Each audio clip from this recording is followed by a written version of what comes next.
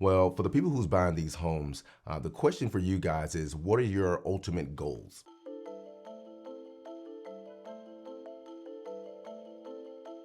Hey, how's it going? This is Raoul here, broker owner of Readyfront Real Estate here in Austin, Texas.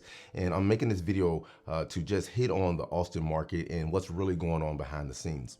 Now, you guys may hear how homes are selling for way over asking price and people who can't, compete in the market, have to find some other place to buy a home. All kind of crazy stuff.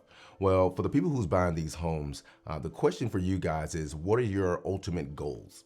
Now, you see a house on the market for $350 and you buying it for $420,000, $450,000. What is the real expectations of your purchase? Because when you look at real estate, you're thinking of an investment. When you're buying something, you want it to appreciate over time. Well, if you're buying a home for $450,000 in an area where houses are barely $350,000, within a couple years, you may just barely be close to what you invested in, while other people around you who didn't pay that much is going to reap the benefits of it.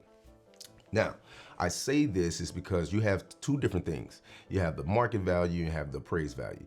Now, the market value is going to be the value that these buyers are willing to pay for these homes, but we know that it's exceeding market value. So now you're in a territory of your own, sitting out there on an island of a $450,000 house with $340,000 next door. So now you exceeded the market value.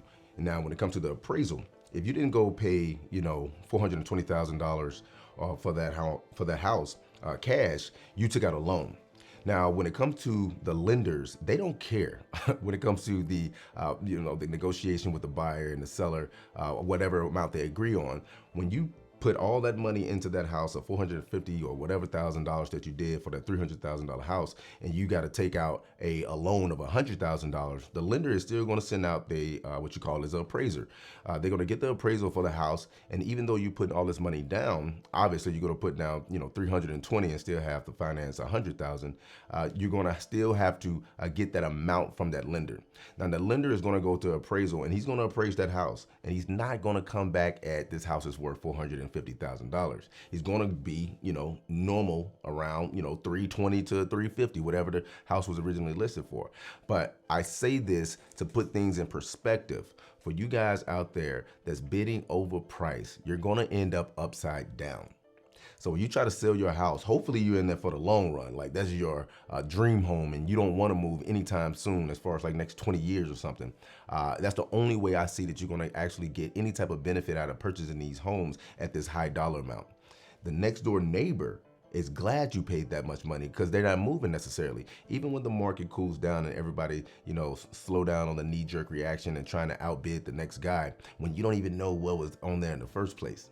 So I had a couple houses where it was on the market. We got a high offer was, 10,000 over. And next thing you know, it's 50,000. Well, that's $40,000 gap of nobodiness that you're really out there competing against yourself at that point. So I advise you guys is stop going crazy, throwing money at these homes in Austin. Yes, it looks good for the market. It looks good, not for me, for the market, for, the prices and stuff like that, for the number wise in the city. But as far as for the regular consumers out there who's looking to purchase a home in these areas, you're going to shoot up the taxes for one. And another thing that you're not going to necessarily get the investment that one should get when purchasing real estate. I hope this helped. I know I was all over the place, but listen, stop it. Next time, guys.